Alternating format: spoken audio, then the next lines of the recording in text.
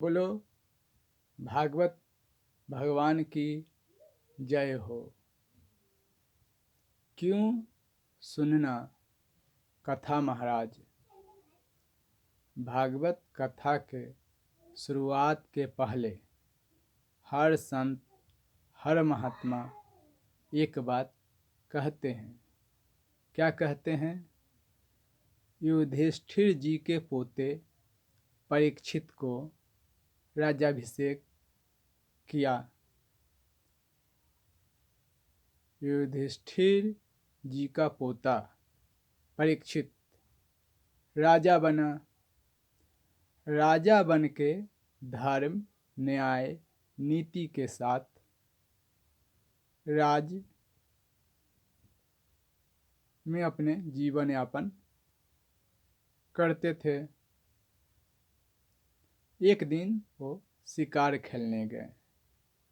बहुत दूर तक भटक भटक के उनको बहुत प्यास लगी, तो सोचे कि कहीं पानी मिले। तो वहाँ एक पर्ण कुटीर था। वो पर्ण कुटीर में जाएं तो मुनि महाराज रहते हैं। मुनि महाराज ध्यान में बैठे हैं और राजा परीक्षित बोल रहे हैं, पानी दीजिए, मुझे पानी दीजिए, मुझे बहुत ज़ोर से प्यास लगी है, पानी दीजिए। महाराज तो ईश्वर में लीन हैं, परमात्मा के स्मरण में लीन हैं। वो अपने ध्यान में मग्न होके बैठे हुए हैं। गुस्सा आ गया परीक्षित को। देखो, जब समय खराब होता है ना, तो अंदर से कहीं न कहीं दुर्गुण प्रकट होते हैं। आप में दुर्गुण प्रकट हो रहा है तो समझना खराब समय है,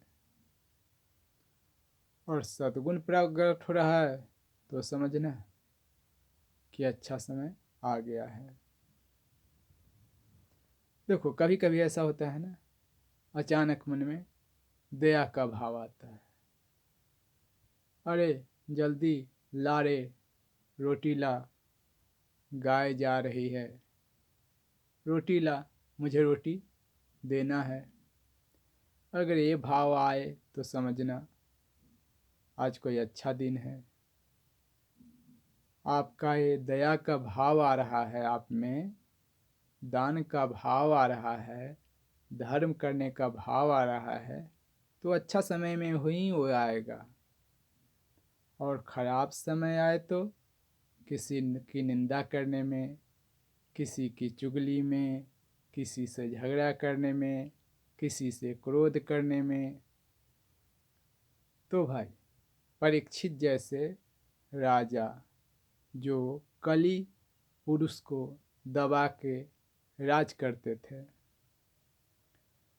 नीति न्याय ईमानदारी उनके मन में क्या आया पता नहीं। एक मरा हुआ सांप उनको दिखाई दिया और वह उस सांप को उठा के ऋषि मुनि के गले में डाल दिए।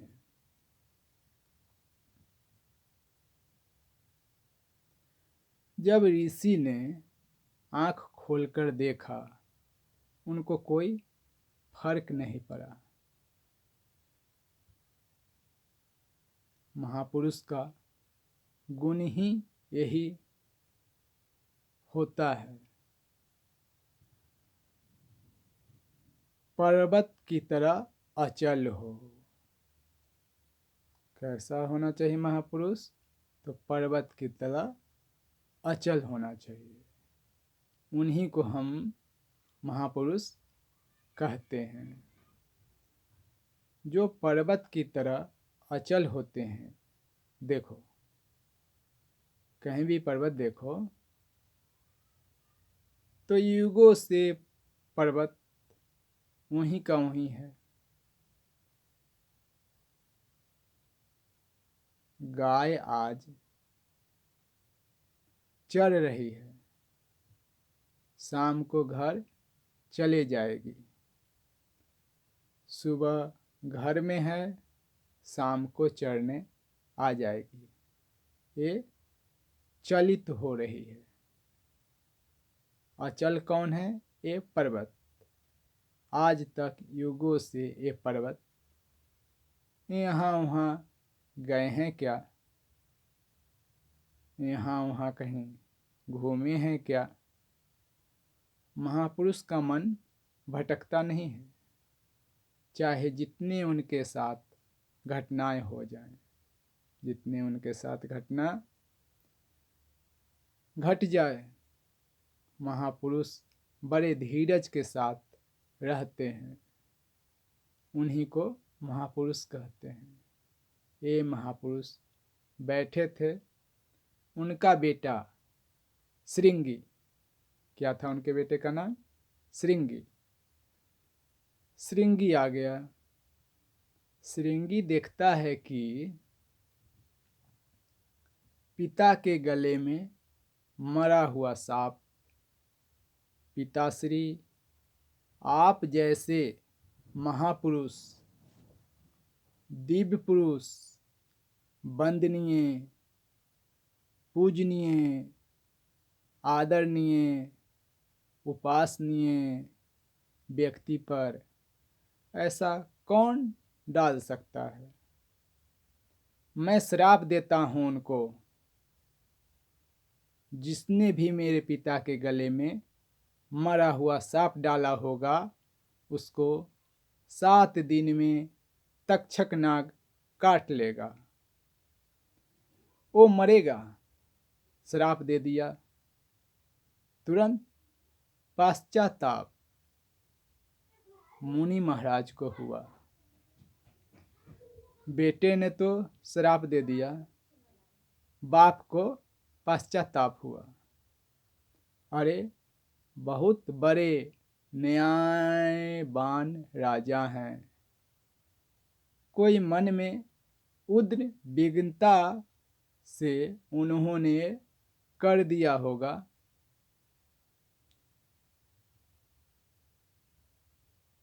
क्षमा वीरस्य भूषणम। अब देखो, भगवान महावीर की महिमा इसलिए गाई नहीं जाती कि वो ध्यान बहुत करते थे और मोक्ष पहुंच गए। इसलिए गाई जाती है उनकी महिमा कि उनके पैर में खिचड़ी पकाने वालों को भी उन्होंने क्षमा किया, कान में खीला ठोकने वालों को भी क्षमा किया।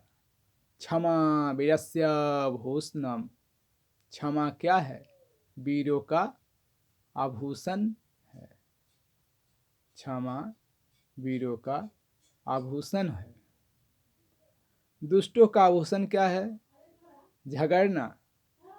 सच बोल रहा हूँ, झगड़ना ही दुष्टों का आभूषण है। बेटे को कहा, कम से कम राजा को मालूम पड़ना चाहिए कि आज से 7वें दिन उनको तक्षक नाग काटेगा और वो मर जाएंगे। जाके समाचार पहुंचा दो, क्योंकि मरने वाले को कि मैं मरूंगा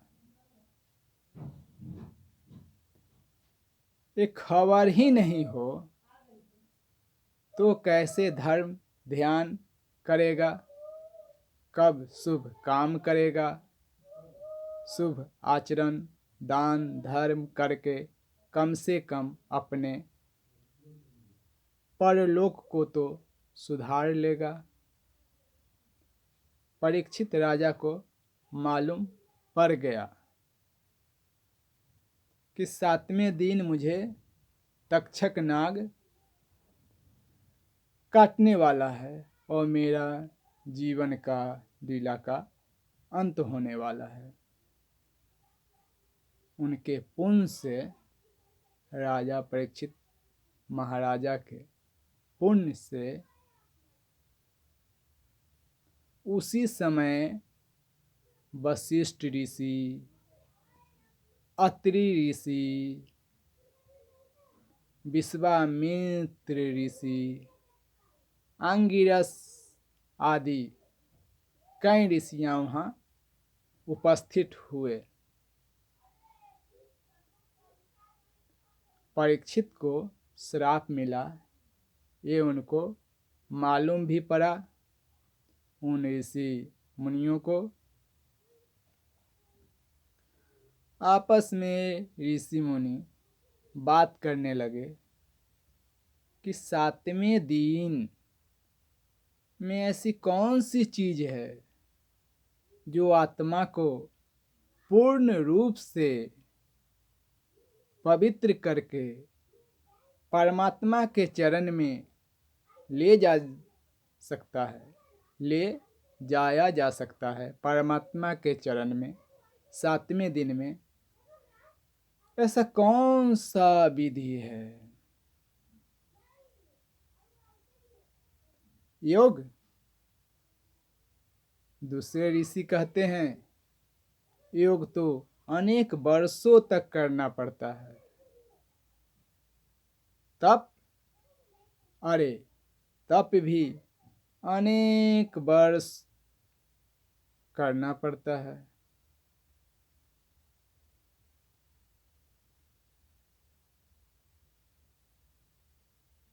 जप, अरे जप लाखों वर्षों तक करना पड़ता है। उसी समय व्यास मुनि 7 दिन में कौन सा ऐसा तप है, जप है, ध्यान है, आराधना है, योग है, ऐसी कौन सी विद्या है जो 7 दिन में राजा परीक्षित को परमात्मा के चरण में ले जाया जा सकता है? उसी समय व्यास मुनि के बेटे सुखभर्म वहां पहुंच गए। सुखदेव जी वो एकदम इन सब की बातें करके देख के पूछते हैं कि मुनियों क्या चर्चा कर रहे हो? अरे परीक्षित महाराज को 7वें दिन तक्षक नाग काटने वाला है और वो समाप्त होने वाले हैं, और उनको कैसे सद्गति मिले इनकी हम चर्चा कर रहे हैं। आप ही बताओ महाराज, आप स्वयं वेद व्यास जी के पुत्र हैं, महाज्ञानी हैं। आप बताओ कि योग से, तप से, जप से किससे परीक्षित का कल्याण होगा? अरे कल्याण योग से 7 दिन में कैसे होगा? जप तप से वो तो लंबे समय तक अनुसरण करने के बाद सिद्ध होते हैं।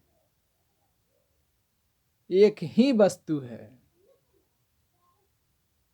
क्या बोले सुखदेव जी महाराज कि एक ही वस्तु है जीवन में अपने सभी पापों से मुक्त होके ईश्वर के अनंत कृपा का भाजन बनने का।